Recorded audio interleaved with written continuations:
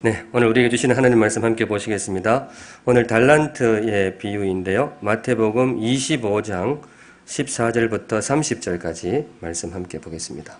한 절씩 교독해서 끝까지 읽도록 하겠습니다. 제가 14절 읽겠습니다. 또 어떤 사람이 타국에 갈 때 그 종들을 불러 자기 소유를 맡김과 같으니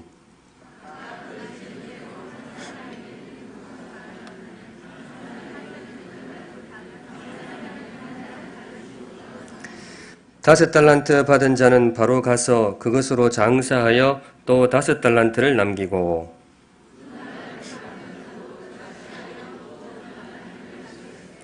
한 달란트 받은 자는 가서 땅을 파고 그 주인의 돈을 감추어 두었더니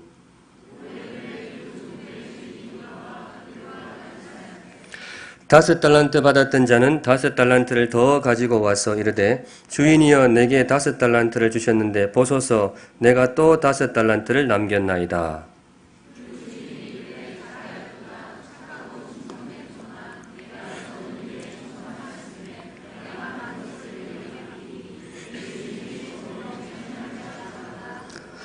두 달란트 받았던 자도 와서 이르되 주인이여 내게 두 달란트를 주셨는데 보소서 내가 또 두 달란트를 남겼나이다.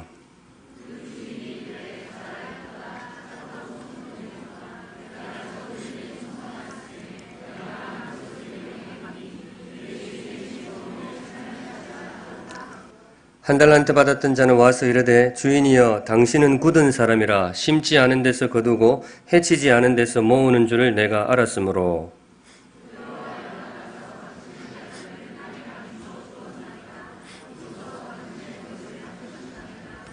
그 주인이 대답하여 이르되 악하고 게으른 종아 나는 심지 않은 데서 거두고 해치지 않은 데서 모으는 줄로 네가 알았느냐.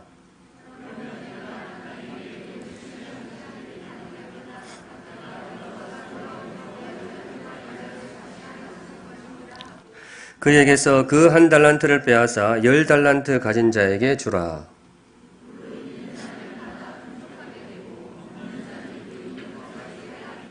같이 읽겠습니다. 이 무익한 종을 바깥 어두운 데로 내쫓아라. 거기서 슬피 울며 이를 갈리라. 아멘. 오늘 이 말씀으로 우리 다음 세대 함께 드리는 예배 말씀을 받도록 하겠습니다. 오늘의 말씀은 읽으신 대로 달란트 비유입니다. 예수님의 설교문인데요. 우리 예수님은 설교하실 때에 그냥 이야기 한 편을 가지고 설교를 하셨어요. 그래서 예수님의 설교는 굉장히 재미가 있습니다. 이야기가 재미가 있잖아요. 또 예수님의 설교의 특징이 짧아요. 짧은 설교가 좋은 설교입니까? 솔직히 말해주세요. 설교가 짧으면 좋아요? 길면 좋아요? 짧으면 좋죠. 그래서 여러분들 혹시 다음에 초청 설교자가 필요하시면 예수님을 초청하세요. 그분 설교가 짧아요. 근데 저는 아직 내공이 부족해서 설교가 길어요. 그래서 저는 준비한 대로 하도록 하겠습니다. 오늘 예수님의 비유를 가지고 말씀을 묵상하는데 비유를 읽을 때에는 굉장히 중요한 원칙이 하나 있는데 비유 속에 감추어져 있는 메시지를 발굴해내야 됩니다. 비유 속에 뭐를 찾아내야 된다고요? 메시지. 비유 속에 메시지가 숨어 있어요. 비유 자체의 이야기를 아는 것도 굉장히 중요합니다. 오늘 우리 친구들도 많이 오셨는데 이 달란트 비유 알고 있습니까? 처음에 몇 달란트 받은 사람? 5달란트. 그 다음에 2달란트 받은 사람. 마지막 사람이 몇 달란트 받았죠?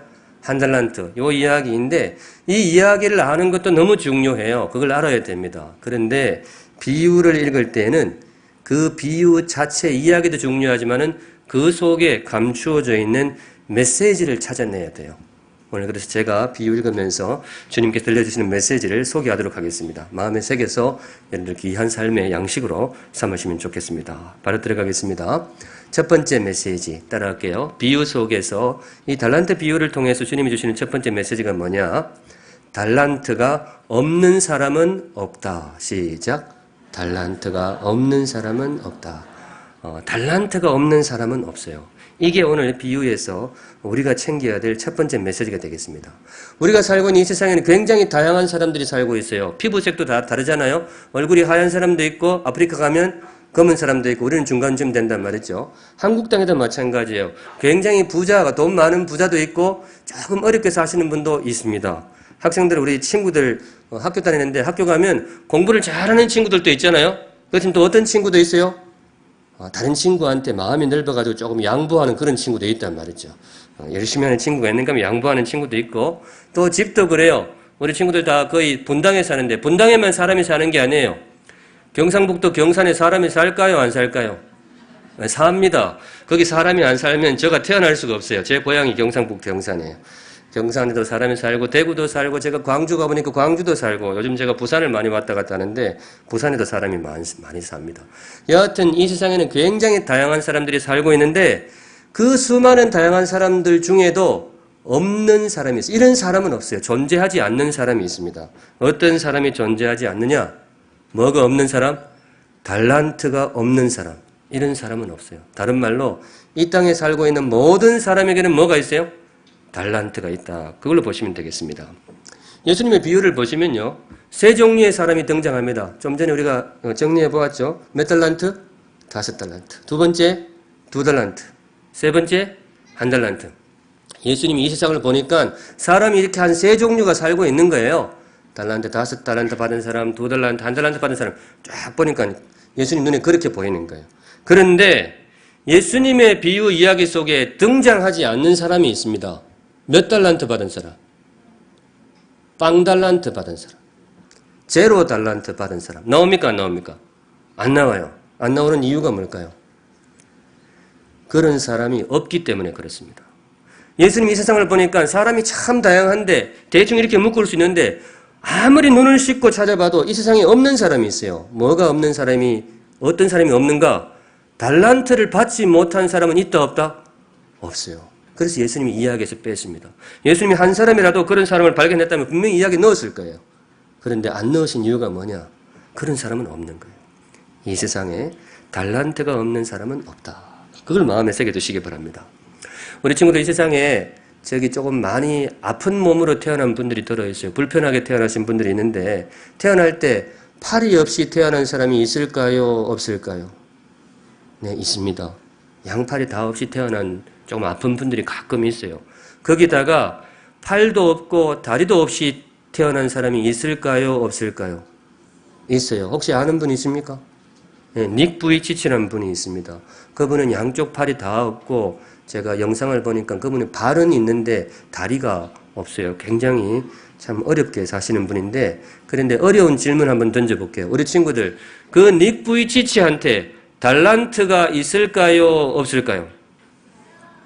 그분은 팔도 없고 다리도 없어요. 그런데 그분한테도 달란트가 있을까요? 없을까요? 있습니다. 우리 예수님이 들려주시는 메시지가 그거예요. 그분한테도 달란트가 있어요. 제가 그분을 유심히 보았는데 굉장히 귀한 달란트가 있더라고요.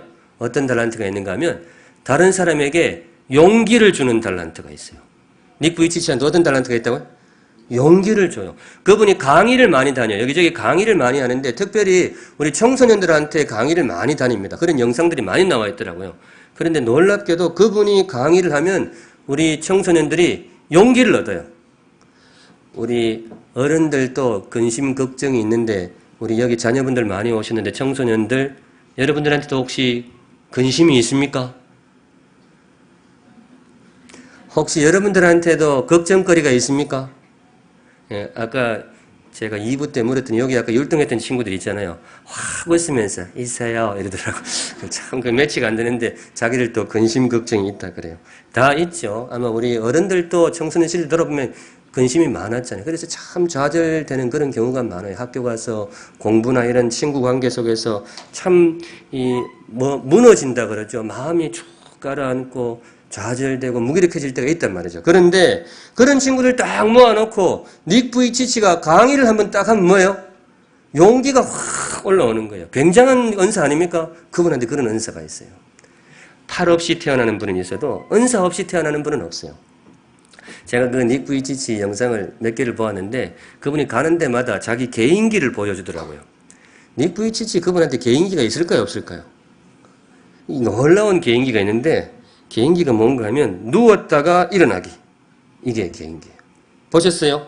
영상 보통 이렇게 탁자를 갖다 놓고 그 위에다가 이렇게 어떤 분이 안내하시면 올려드리면 거기서 강의를 시작하는데 강의 시작하다 중간에 자기가 이렇게 들어눕더라고요. 딱 들어누웠어요. 그래가지고 일어나는데 우리 보통 일어날 때 손 짚고 일어나잖아요. 근데 그분이 손하고 팔이 없잖아요. 그럼 어떻게 일어날까요? 저게 될까 싶은데 머리를 이렇게 땅에 부닥쳐가지고 이렇게 하죠. 입이 이렇게 막 돌고 어깨를 해가지고 근데 참 제가 보기에도 힘들더라고요.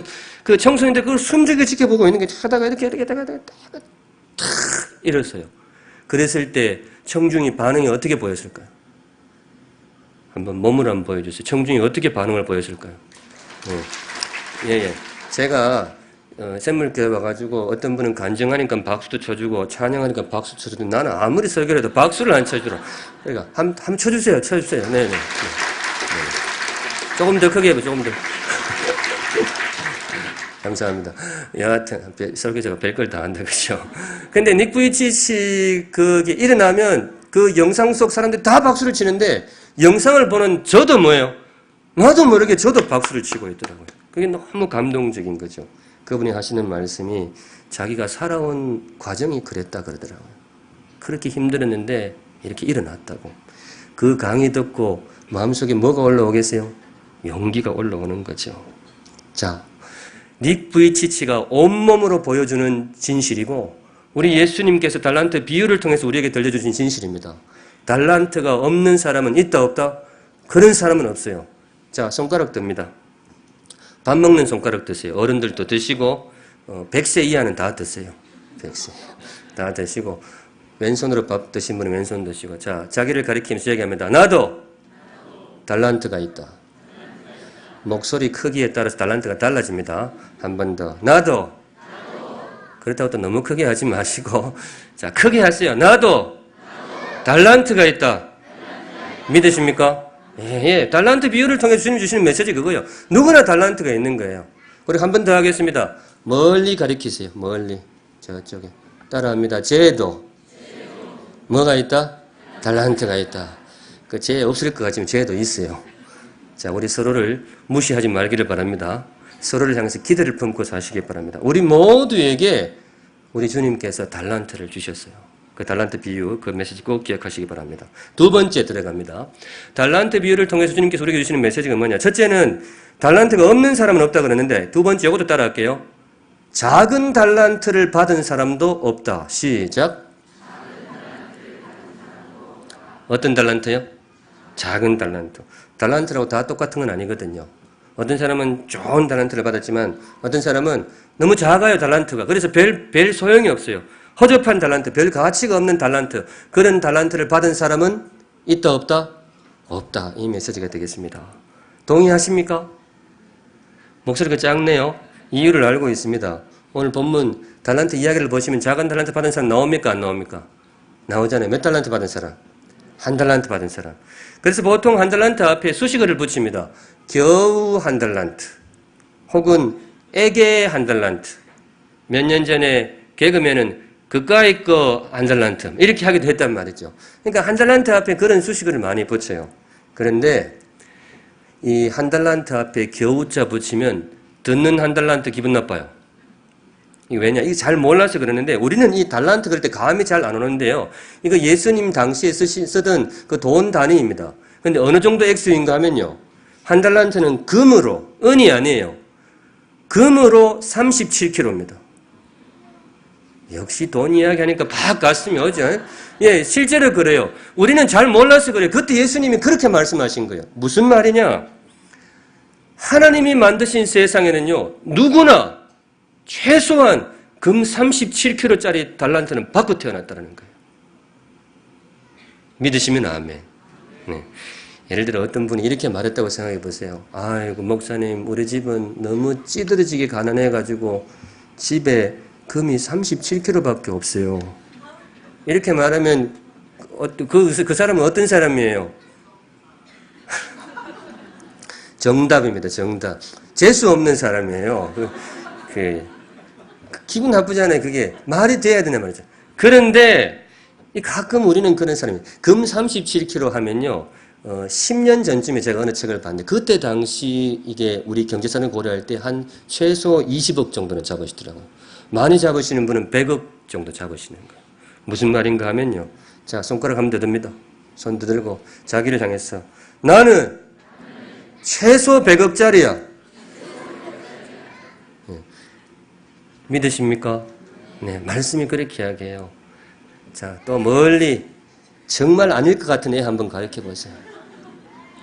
참, 자, 쟤도, 시작, 쟤도. 그래, 100억짜리야. 네, 그렇습니다. 근데 이 돈 이야기를 해서 그렇습니다만 이게 느낌이 팍팍 오니까, 성도 여러분, 주님 주시는 말씀이 그겁니다. 이 땅에 태어나는 모든 사람에게 우리 하나님께서 최소 금 37kg짜리 달란트는 주셨다는 거예요. 근데 가끔 이런 친구가 있을지 한번 생각해 보세요. 목사님, 저는 아닌데요. 아무리 눈 씻고 봐도 금 37kg 아니라 은 37g도 없어요. 나는 아무것도 할 줄 몰라요. 이렇게 생각하는 친구가 있을까요? 없을까요? 네, 있습니다. 그렇게 생각하는 친구들이 들어있어요. 저도 어릴 때 그런 고민들을 많이 했던 것 같아요. 나는 도대체 뭘 할 줄 알까? 그런 생각을 많이 했던 것 같아요. 아까 우리 친구 여기 와서 간증을 딱 하는데 제가 2부 때도 그렇고 3부 때도 그렇고 참 부럽더라고요. 저는 대중들 앞에 섰던 게 초등학교 4학년 때 처음으로 서봤습니다. 학교 조회 때. 근데 딱 올라섰는데 내 다리가 아니더라고요. 다리가 또 버티고 있어줘야 되는데 다리가 이게 어떻게 지나갔는지는 모르겠어요. 근데 너무 담대하게 딱 하는 걸 보고 참 대단하다 그런 생각했습니다. 여러분들 그런 생각 안 하셨어요? 아마 저 아이가 올라왔을 때 모르긴 해도 어머니 손이 땀이 바짝바짝 말랐을 거예요. 근데 걱정하지 마세요. 딸내미가 나았습니다. 걱정 안 하셔도 돼요. 훨씬 나아요. 네, 그렇다는 거죠. 근데 가끔은 자기를 그렇게 생각하는 친구들이 있어요. 나는 아무것도 할 줄 아는 게 없어. 근데 우리 친구들 특별히 이 말씀 꼭 기억해 두세요. 따라합니다. 느낌을 믿지 말고 말씀을 믿으라. 한 번 더. 뭘 믿지 말고? 느낌을 믿지 말고 뭘 믿어요? 말씀을 믿으세요. 내 느낌 너무 신뢰하지 마세요. 우리 한 치 앞도 모르는 인간, 내 느낌 너무 신뢰하지 마세요. 자기만 쳐다보면 내가 뭘 할 수 있을까? 그런 낮은 마음이 들 때도 있단 말이죠. 그럴 때 내 느낌을 믿지 말고 주님 말씀을 믿으세요. 달란트 비유를 통해 주시는 말씀이 있잖아요. 우리는 최소 얼마짜리예요? 100억짜리. 어른들한테 조금 생경하게 들릴 수 있지만 우리 어른들도 똑같이 믿음으로 받으시면 좋겠어요. 말씀입니다. 어른들도 마찬가지예요. 자기 느낌을 믿지 말고 말씀을 믿으세요. 주님이 만드신 세상에는 모든 사람에게 귀한 달란트를 주셨습니다. 그래서 주시는 말씀, 작은 달란트를 받은 사람이 있다 없다? 그런 사람은 없어요.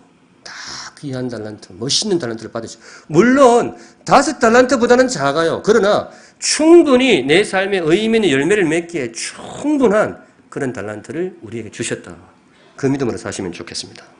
세 번째 들어갑니다. 보통 우리 어른들 잘 아시겠지만 제가 설교할 때 셋째 그러면 설교 끝날 때 다 된 거죠. 근데 오늘은 우리 친구들이 왔기 때문에 특별히 넷째까지 준비했으니까 마음의 자세를 가다듬고 끝까지 잘 들어주세요. 셋째가 뭐냐? 달란트 비유를 통해 주시는 메시지는 첫째, 모두에게 달란트가 있다는 거예요. 둘째, 모두에게 귀한 달란트를 주셨다는 거예요. 셋째 뭐냐? 이겁니다. 주먹 띄세요. 주먹 쥐고 뭔가 하면 주먹 딱 쥐고 도전! 목소리 크게 한번 해주세요. 시작! 도전! 아까 친구들이 왜 그랬는지 아시겠죠? 달란트 비유의 메시지 핵심이 이겁니다. 뭐냐? 믿음으로 도전하라 이거예요. 달란트 비유를 통해서 주님께서 우리에게 던져주시는 메시지가 이거예요. 쫄지 말고 믿음으로 도전하라. 오늘 달란트 비유에 보시면 사람이 세 종류가 나온다 그랬는데 사실 세 종류 아닙니다. 처음에는 세 종류였는데 나중에 보니까 2종류밖에 없어요. 어떻게 나눠지죠? 남긴 사람, 그렇지 못한 사람. 5달란트 받은 사람 바로 나가서 어떻게 했어요? 열심히 일해가지고 5달란트 남겼어요. 2달란트 받은 사람은 또 2달란트 남겼어요. 그런데 1달란트 받은 사람은 아무것도 못 남겼어요. 하나님께서 인생을 딱 보시기에 처음에는 한 3종류 되는 것 같은데 나중에 인생을 딱 돌아보면 2종류밖에 없는 거예요. 칭찬받는 인생이 있고 책망받는 인생이 있습니다. 5달란트, 2달란트 남긴 인생에게 주님께서 뭐라고 하시는가 하면 이 착하고 충성된 종아, 이 착하고 충성된 종아 참 잘하였다. 우리 하나님께서 마음껏 칭찬해 주셨어요. 그런데 이 1달란트 받았던 사람은 뭐예요? 아무것도 못 남겼어요. 그냥 땅속에 파묻어도 없거든. 그래서 그 분을 향해서 하나님 뭐라고 말씀하세요? 이 악하고 게으른 종아. 우리 하나님이 쓰신 용어 중에 제일 거친 언어라고 보시면 틀림이 없습니다. 이 악하고 게으른 종아. 바라기는 여기 계신 모든 어른들과 우리 친구들 나중에 하나님 앞에 섰을 때에 이 착하고 충성된 종아 칭찬 듣는 인생이 되시기를 주님의 이름으로 축원합니다. 아멘. 근데 우리가 참 눈여겨봐야 될 대목이 뭔가 하면요. 이 사람이 도대체 왜 못 남겼느냐 이거예요. 한 달란트 받았던 사람이 이 사람 왜 못 남겼느냐. 다른 사람들은 다 귀한 열매를 남겼는데 한 달란트 받았던 사람 왜 못 남겼느냐. 많은 분들은 그렇게 생각해요. 받은 달란트가 적어서 그렇다. 사업을 하려고 그러면 종잣돈이 두둑해야 되는데 그걸 너무 적게 받아서 못 남겼다. 그렇게 생각하시는 분이 있는데 제가 초두에 말씀드렸지만 그건 사실과 다릅니다. 다른 사람보다 조금 적을지 몰라도요. 금이 37kg입니다. 우리 친구들 앞에 율동하던 친구 중에 제가 가만히 보니까 몸무게 37kg 안 될 만한 애가 있더라고요. 그 몸뚱이만한 금을 가장 귀한 비유로 드셨겠죠. 그걸 우리 채워주셨는데 충분히 주셨다는 거예요. 그런데 못 남겼어요. 못 남긴 진짜 이유가 뭐냐? 그게 25절에 나옵니다. 25절 한번 띄워주세요. 혹시 성경 가져오신 분들요. 볼펜 있으시면 25절 첫 단어에다가 밑줄 쳐넣었어요. 빨간색으로 해두세요. 달란트 비유의 핵심이라고 보시면 틀림이 없습니다. 첫 5글자만 같이 읽습니다. 시작. 두려워하여. 이게 핵심이에요. 한 달란트 받았던 분, 그분이 열매를 남기지 못한 이유가 뭐라고요? 두려워했어요. 겁집어 먹어버린 거예요. 우리 친구들 쓰는 용어로 쫄아버렸어요. 완전히 쫄아버렸어요. 그래가지고 한번 시도조차도 못 해봤어요. 그냥 받은 달란트를 어떻게 했느냐? 그냥 땅속에 파묻어버렸어요. 우리 주님께서 그 사람을 향해서 이 악하고 게으른 종아, 이 악하고 게으른 종아, 바라기는 우리 친구들의 모습이 아니기를 바랍니다. 이런 친구가 아니기를 바랍니다. 믿음이 뭐냐? 우리 교회에서 항상 믿음을 강조하잖아요. 믿음의 사람이 되자. 믿음이 뭐냐? 제가 간단하게 풀이해 드릴게요. 믿음이 뭐냐? 주먹 쥐세요. 딱 쥐고. 믿음이 뭐겠어요? 네. 목소리 크기에 따라서 달란트 크기가 달라질 것입니다. 다시 한번 합니다. 믿음이 뭐냐? 대답해 주세요. 시작. 도전. 한 번 더. 시작. 도전. 이게 믿음이에요. 여러분, 믿음이 그렇게 복잡한 거 아니에요. 믿음이 그렇게 어려운 거 아니에요. 예수 믿는 친구들은 쫄면 안 돼. 하나님의 백성들은 둘이 겁집어 먹으면 안 돼요. 물론 객기를 부리라는 건 아니에요. 신중할 때도 있고 지혜도 필요합니다. 그러나 믿는 사람이 다른 사람과 다른 건 뭔가 하면 도전! 주님이 나에게 허락하신 기회가 있을 때에 물러서지 않고 도전! 그게 믿음입니다. 우리 믿음의 조상들 다 그렇게 살았어요. 아브라함 도전! 하나님이 그분에게 나타나가지고 했잖아요. 그렇게 말씀하셨잖아요. 네 본토 친척 아비집을 떠나라. 이 고향 땅을 떠나라는 거였거든요. 당시로서는 정말 두려운 모험이었어요. 그런데 아브라함이 어떻게 합니까? 쫄아가지고 안 갈랍니다. 이게 아니고 뭐예요? 주먹 딱 쥐고 아브라함이 이렇게 대답했어요. 도전! 이렇게.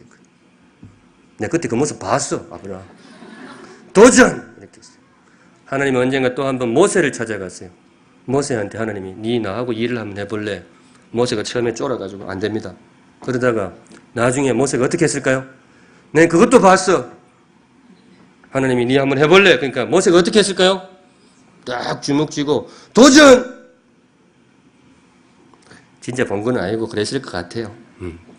근데 그게 믿음입니다. 우리 친구들 정말 믿음의 사람이 되시면 좋겠어요. 예수 믿는 친구, 예수님 믿는 친구답게 사시면 좋겠어요. 도전! 사실 저도 부족하지만 그렇게 살았습니다. 제가 성경 말씀대로 다 살지는 못하지만은 이 부분에 있어서는 그렇게 후회는 없어요. 도전이 필요할 때 도전하며 살았는데 조심스럽지만 제 경험을 한두 가지 말씀드리면 30년 전 대학 입시를 앞두고 고3 때였어요. 근데 그때 정말 가고 싶은 과가 있었어요. 하나님 저에게 주신 꿈이라고 생각했고 어린 시절부터 그때는 대학 입시할 때 모의고사를 치면요. 항상 자기가 지원하는 과를 써놓고 지원을 했었어요. 아마 어른들 기억나실 거예요. 그래가지고 모의고사 결과물을 가지고 이게 되겠다 안 되겠다 그런 게 나왔거든요. 근데 저는 주구장창 한 과만 썼어요. 그 길이 갈 거라고 했는데 어떻게 됐을까요? 늘 안 되는 거예요. 이게 점수가 모자랐어요. 근데 너무 가고 싶었어요. 그리고 주님이 저에게 주신 꿈이라고 생각해서 무조건 가야 될 것 같아. 이제 원서를 쓸 때가 되었는데 선생님이 부르시더니 신중하게 생각하더니 너 과 바꿔라. 여기는 안 된다. 시골에서 서울로 공부하러 올 수 있는 친구가 그렇게 많지는 않아요. 그러니까 선생님 입장에서도 얘가 안 되니까 네 과를 바꿔라. 그랬는데 제가 어떻게 했을까요? 도전! 그때는 그래 못하고 선생님 하루만 더 생각해 보겠습니다. 그래가지고 집에 가가지고 고민하고 기도하고 다음날 아침 학교 가가지고 이제 써야 되는데 제가 정말 해서는 안 되는 말을 선생님한테 했어요. 그것도 교무실에서 한 20-30명 선생님 다 보는 앞에서 뭐라고 했는가 하면 선생님 저는 됩니다. 쳐다보더라고요. 그래. 지금 교회에서 집사님들이 저를 위해서 기도합니다. 그래서 저는 붙습니다. 우리 선생님 뭐라고 했을까요? 이게 미친나.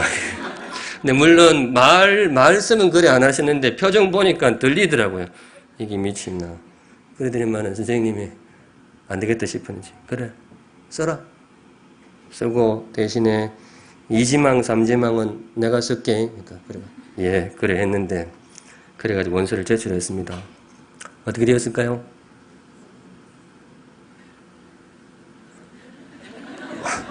지금 남의 인생이라고 너무 가볍게 생각하지 마시고 어떻게 되었을까요? 붙었습니다. 예. 근데 중간에 이야기가 굉장히 길다라는 것만 말씀드립니다. 정말 우여곡절 끝에 들어가게 되었습니다. 그래서 많은 이야기가 있습니다만 제가 삶을 돌아보면서 부끄러운 때가 많고 참 도무지 여러분들이 나눌 수 없는 이야기도 많지만은 이거 하나는 자랑 삼아 나누고 싶었어요. 우리 친구들 물론 입시하고 할 때 신중해야 됩니다. 그런데 용기 잃지 말고 도전하세요. 믿음으로 도전하세요. 객기를 부리라는 건 아니에요. 그러나 도전하시기 바랍니다.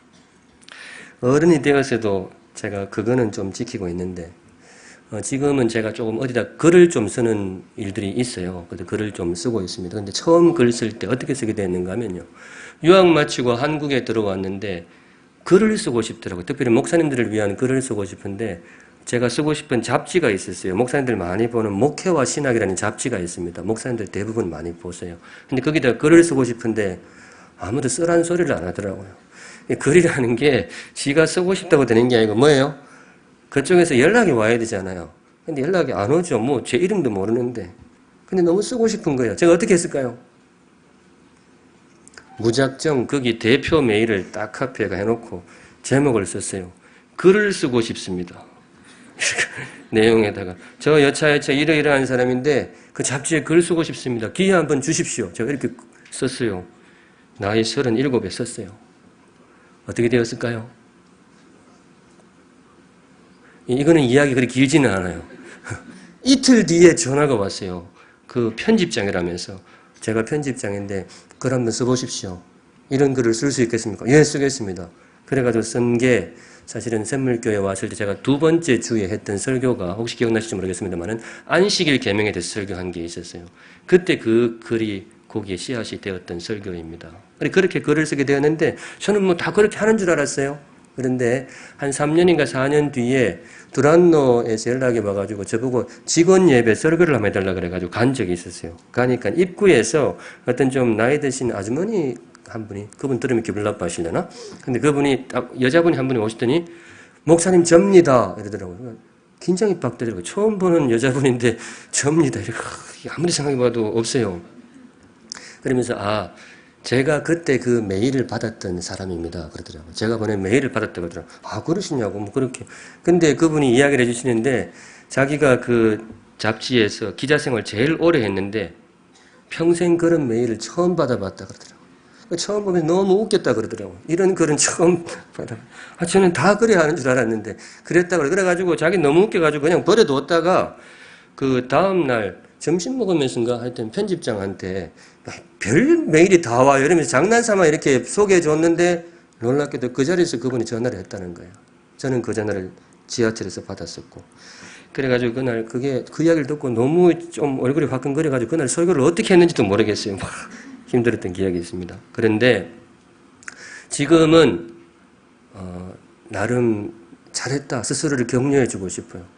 물론 도전해서 잘 뜻대로 안 된 경우도 가끔 있었어요. 그러나 저에게는 참 아름다운 신앙의 추억이라고 믿습니다. 우리 친구 여러분, 자, 주먹 쥐고 다른 건 다 잊어먹고 이거는 잊어먹으면 안 돼요. 믿음이 뭐라고? 믿음이 도전! 도전! 그 다음에 혹시 저기 나갈 때 저한테 인사할 일이 있거든. 우리 친구들 이렇게 인사해 주세요.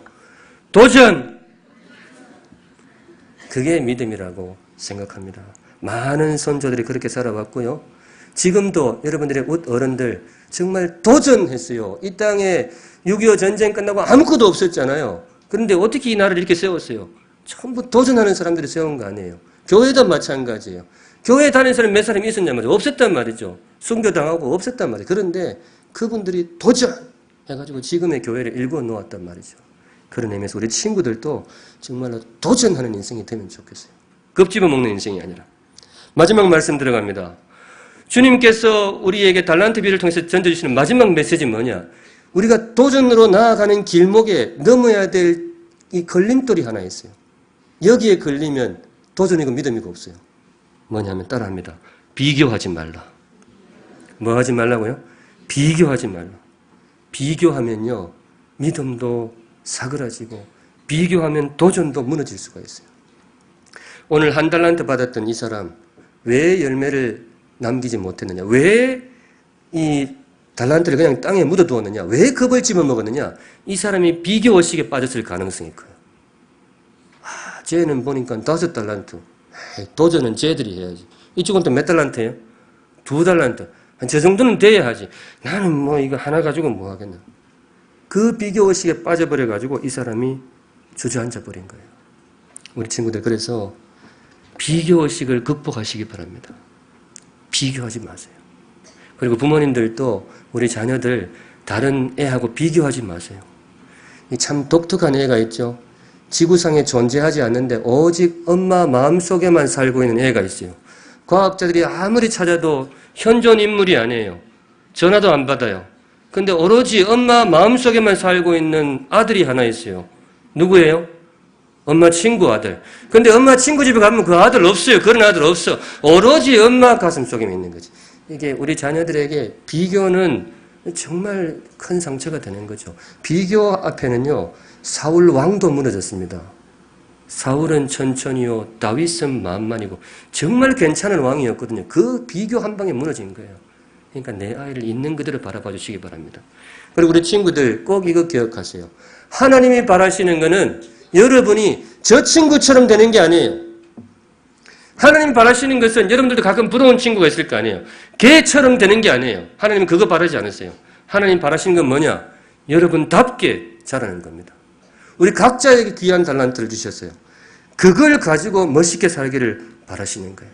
그러니까 다른 친구하고 나하고 비교하지 마세요. 물론 서로를 존중할 필요가 있지만은 비교하지 말라. 예수님이 베드로한테 불같이 화를 낸 적이 한 번 있어요. 예수님 원래 화를 잘 안 내시는데 베드로한테 정말 머리 꼭지까지 화가 나셔서 이 화를 내신 적이 한 번 있어요. 언제냐? 베드로가 예수님 버리고 도망쳤을 때? 아닙니다. 그때는 그냥 베드로를 불쌍히 여겼어요. 아이고 저놈 봐라. 그리고 또 뭐 예수님 그 3번 모른다고 부인한 적 있잖아요. 베드로가. 그때 예수님 화를 내셨느냐? 아닙니다. 그때는 예수님이 오히려 베드로를 위해서 기도해 주셨어요. 그런데 진짜로 예수님이 베드로한테 화를 내실 때가 언제이냐? 베드로가 비교의식에 빠졌을 때가 있어요. 요한복음 21장에 나옵니다. 자세한 내용은 여러분들 한번 살펴보시면 좋겠어요. 베드로가 요한하고 자기하고 비교를 해요. 예수님의 제자 중에 아주 참 예수님이 사랑하시는 2 제자가 있었거든요. 베드로가 있었고 또 누가 있었다고요? 요한이 있었는데 베드로가 예수님하고 이야기하다가 예수님, 요한 쟤는 어떻게 될까요? 은근히 비교를 하는 거예요.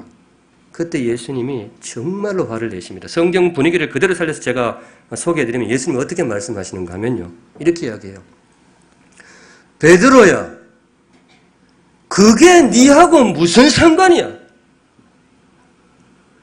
요한 이야기는 내가 요한 따로 만나서 요한하고 할 테니까 너는 너의 길을 가라.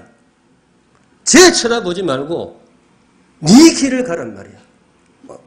보태지도 않고 빼지도 않았습니다. 예수님 뉘앙스가 그대로 정말 화가 나셔가지고 예수님이 베드로를 꾸짖습니다. 비교하지 마라 이거예요. 왜 예수님이 그렇게 하셨느냐? 예수님 우리 인생을 너무 잘 아세요. 아무리 탁월한 사람도요, 비교의식에 빠지면 끝이에요. 목사님들도 그래요. 목사님들이 무너질 때가 있어요. 다른 교회하고 자기하고 비교하면 그날로 사역 끝입니다. 비교의식이 우리를 너무 연약하게 만들어요. 그래서 우리 예수님이 베드로한테 작심하고 화를 내신 거예요. 비교하지 마라. 우리 친구들도 다른 친구하고 자기 비교하지 마세요. 다른 친구들 많이 격려해 주시고, 그러나 여러분들은 여러분의 길을 가시기 바랍니다. 그것이 바로 달란트 비유의 교훈이다. 그렇게 보시면 되겠습니다. 이제 설교 정리하겠습니다. 평소보다 많이 긴 설교였을 것인데 열심히 들어주셔서 감사합니다. 오늘의 말씀 달란트의 교훈 아니에요? 달란트의 교훈이 아니고 뭐예요? 달란트의 도전입니다. 도전. 이걸 꼭 기억하시면 좋겠어요. 이 땅에 태어난 사람 중에 달란트가 없는 사람은 있다 없다? 없어요. 모두에게 달란트가 있어요. 작은 달란트 받은 사람도 없어요. 모두에게 묵직한 달란트, 금 37kg짜리는 최소한 주셨다 이거예요. 그래서 우리에게 요구하시는 바가 뭐냐? 마지막으로 한 번만 더 합니다. 요거 잊어먹으면 안 돼요. 주먹 딱 쥐고 적당하게 쥐세요. 너무 세게 쥐지 말고 딱 쥐고 뭐라고 이야기합니까? 도전! 도전. 네, 여러분들 살면서 겁집어먹고 움츠러들지 마세요. 주님께서 함께 하십니다. 달란트 비유에 하나님이 주시는 약속이 있어요. 뭐냐? 달란트 비유에 도전했는데 실패한 사람이 있습니까? 없습니까? 없어요. 도전했는데 실패한 사람은 없어요. 오로지 겁집어먹고 땅에 묻어놓은 사람만 실패했지 도전한 사람은 반드시 귀한 열매를 맺었습니다. 우리에게 주시는 약속이라고 봐도 좋습니다. 대신 비교하지 마세요. 믿음으로 도전하셔서 정말 멋있는 열매 맺는 아름다운 우리 친구들 되시기를 주님의 이름으로 축원합니다. 아멘. 우리 함께 찬양하도록 하겠습니다. 다 같이 자리에서 일어나셔서 할 수 있다 하시니는 나의 능력 주 하나님, 이 찬양 준비했습니다. 우리 말씀 마음에 기억하시면서 가사를 마음에 새기시면서 함께 찬양하도록 하겠습니다. 거룩하신 하나님 아버지, 정말 귀한 자녀들을 우리에게 선물해 주신 걸 감사를 드립니다. 우리에게는 참 과분한 아이들이고 우리에게는 정말로 참 감당하기에 너무 소중한 그런 귀한 주님의 자녀들입니다. 우리에게 맡겨주셨고 우리 교회에 의탁해 주셨는데 정말 믿음으로 잘 양육할 수 있도록 저희들에게 지혜와 능력 더하여 주시옵소서. 우리 자녀들을 진심으로 축복하고 싶습니다. 믿음의 사람 되게 하여 주시옵소서. 우리보다 더 큰 믿음의 사람 되게 하여 주시옵소서. 믿음으로 도전할 줄 아는 우리 후손들이 되게 하여 주시옵소서. 주님, 그 걸음에 우리 주님께서 동행하여 주시옵소서. 우리에게 임마누엘이 되어 주셨던 하나님, 우리 후손들에게 더 가까이 다가가 주시고 더 밀착되어 동행하여 주시옵소서. 우리에게 부어주셨던 복, 갑절의 복을 우리 후손들에게 부어주시고 우리가 맺혔던 삶의 열매도 참 귀하고 탐스럽지만은 우리의 후손들 더 큰 믿음으로 더 아름다운 열매 맺을 수 있도록 인도해 주옵소서. 아멘. 거룩하신 하나님, 주의 백성들 하나님 앞에 귀한 헌물 올려드립니다. 기쁘게 받아 주시옵소서. 마음의 소원 담은 글귀 하나하나 읽어보시고 주님께서 우리 성도들 더 지혜롭고 더 능력이 많으시니 가장 귀한 길로 이끌어 주시옵소서. 아멘. 지금은 우리 구주 예수 그리스도의 은혜와 우리를 위하여 외아들의 목숨을 내어주신 하나님 아버지의 크신 사랑과 지금도 우리와 함께 하시는 성령 하나님의 인도 교통하심이 믿음으로 도전하며 살아가기를 소원하고 다짐하는 주의 모든 백성들 머리 위에, 특별히 우리 사랑하는 다음 세대 자녀들 머리 위에, 그 인생들 위에 이제로부터 영원까지 항상 함께 있을지어다. 아멘.